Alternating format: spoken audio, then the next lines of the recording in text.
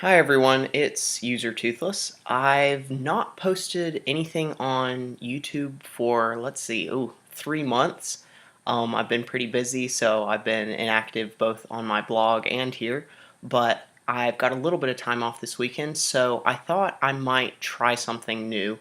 I'm not sure how many of these I'll do, but I want to do some How to Train Your Dragon analysis videos. Part of this comes from the fact that when I was looking back over my blog, I looked at page views and tried to see which of my posts was the most popular. And it turns out it was one that I posted right after the end of the second movie's run in theaters, and it was a post on the alpha system in the dragons. So things like the Red Rage, which is what I use as the. Just I do think that's probably based off of the Red Rage in Cressida Cowell's books, so I like calling it that. I'm pretty sure I'm not the only one who does it. But anyway, I want to do probably a couple of videos because I know that I don't usually like watching YouTube videos that are over 10 minutes long, so I'm going to try to split this up if I wind up needing to talk over 10 minutes about the subject. So maybe you'll see a part 2 for this, maybe not. Anyway, let's get going. There were a lot of things that made the second movie really enjoyable, really great, and I wish I could analyze all of them, and I wish I could analyze some of them a little better than I can.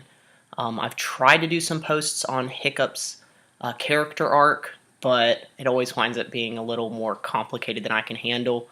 Also, discussions about Stoic and his role in the film, along with Valka, the different ideals and worldview that she has. It's fascinating. I really like that film, and there's a lot to talk about in it. But really, at the end of the day, I think the main part of the film that I've done the most analyzing is the Red Rage. And part of that is because out of all the emotional ups and downs, all the jars and jolts I got from watching the film the first time, one moment really, really stuck with me. And let's see, what was that moment again? Pick up! Son! Dad!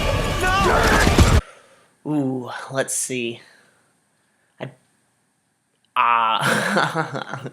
I suppose the best way to describe it is what one of my friends said after watching the film with me, and that was that after seeing Toothless go after Hiccup with evil reptile eyes, I was in shell shock.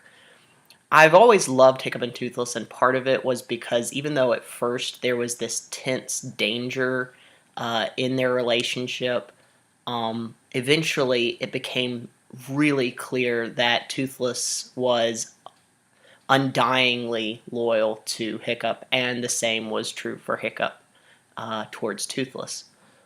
But that got totally turned on its head in the second film, and it really shocked me. So, with that being said, I wanted to analyze the mechanism of how this happened and why I think it makes sense. So, there are two theories that I've seen about the Red Rage, about the Alpha system, about how it works. And both of these really are actually supported by different pieces of media that DreamWorks has released or different directors' interviews. So if you agree with the one that I'm personally not for, that is supported. I can concede that it could be the case, but I really like my personal take on it. And so hopefully by the end of this video or these videos, depending on how many I do, I'll be able to win you over to my position on it. So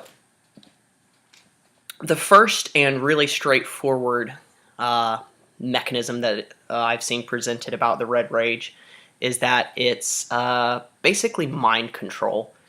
It's unique to the Bewilderbeasts, the alpha species, the massive white king dragon that you see in the second movie, or the big black horrifying monstrosity that Drago keeps in tow. And that these dragons have this innate ability. It's just like other dragons having their own special abilities, like change wings, being able to camouflage in with their environments, or monstrous nightmares being able to burst into flames, skrills riding lightning, all kinds of different unique and interesting abilities in the How to Train Your Dragon world. So the Bewilder Beast's, superpower is mind control. Now, what this would mean is that the animal somehow reaches into the other species and takes control of its thoughts, and in doing so, it basically can move their body and force them to follow its own will. This does make sense with the fact that Toothless seems to not remember killing Stoic. So perhaps this is because someone else was doing the thinking for him. Maybe the Bewilderbeast's mind was pretty much inside Toothless's head, making him do all those things. So the other reason this is popular is because I've actually seen it used in a few small DreamWorks Dragons books. A little magazine that I got noted that the Bewilderbeasts had a unique ability to control other dragons, things like that. It's also pretty straightforward, and it really does clear Toothless from any kind of guilt in the actions that he did when the Bewilderbeast controlled him. And Valka does try to clear Toothless of guilt in Hiccup's mind when she comforts him, saying that good dragons do bad things when under the control of basically bad people. So that's a popular view, but it really isn't my view. I've got a subtle view of the alpha system, and I like it because it adds more gravity to what Toothless did. I think it meshes better with the world and the biology of the dragons, and I also think it lines up with more of the events and is just a more accurate view of how the alpha system works, and by extension of the alpha system, how the red rage works. So, my view on the alpha system is that one dragon, and it does not necessarily have to be a Bewilderbeast, becomes the alpha. There's only one alpha dragon at a time on the planet, as far as I can tell. And the alpha is basically a queen, like from the first movie, the Red Death and the Hive. It's basically a queen dragon, but with a lot more authority.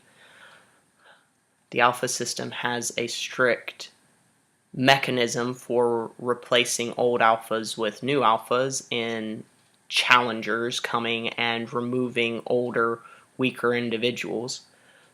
The reason behind this is because if there's only one alpha on the planet, and this one alpha somehow has the ability to control the smaller dragons, dragons as a species have the ultimate trump card. There are all these different types of dragons with all these different interests, and oftentimes we see the dragons fighting against each other, fighting over food, sometimes some species even trying to eat other species. But in the end, if dragonkind is ever truly threatened, for instance by humanity, the dragons have the ultimate superweapon. They have one tremendous dragon whose one instinct is to protect them all. And his way of doing this would be to make all these diverse, different, and wild animals work together as one unified force.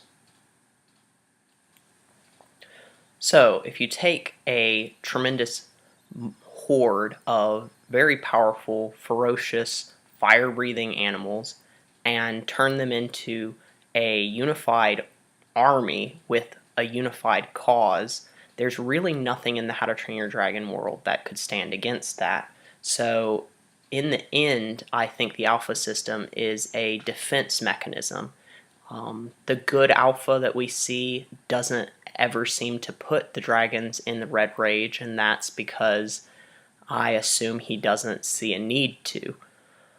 However, this still hasn't touched down on the mechanism of how the red rage actually works. It's just discussing why I think the alpha system exists.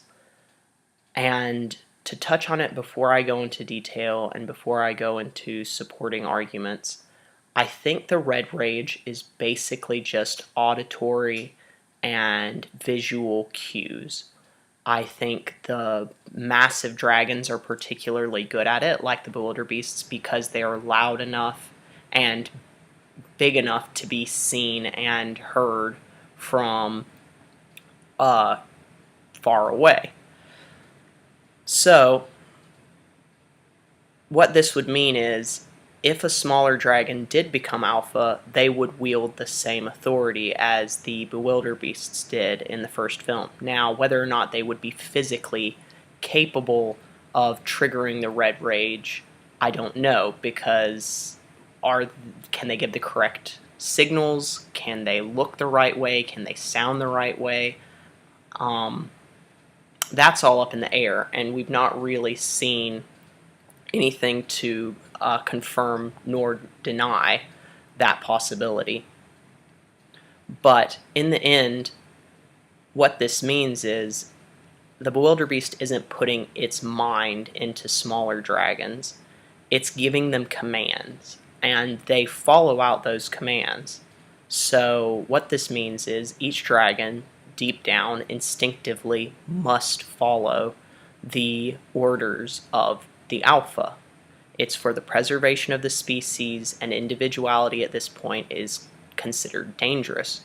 So they mentally shut down, they shut off, and follow this one gut instinct to do whatever is being placed in front of them by the alpha.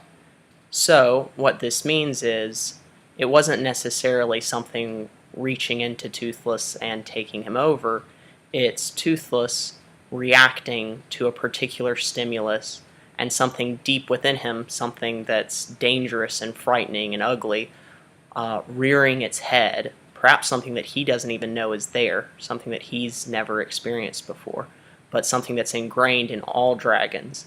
Now, it's not necessarily an evil thing, it's a defense mechanism, but when in the hands of Drago and his bewilderbeast, it's an incredibly dangerous thing.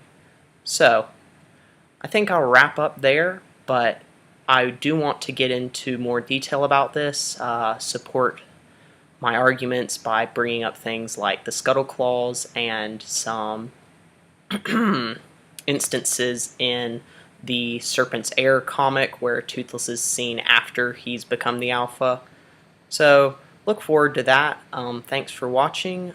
Please subscribe if you would like to get notified when I post more stuff. And that's all for today. Bye.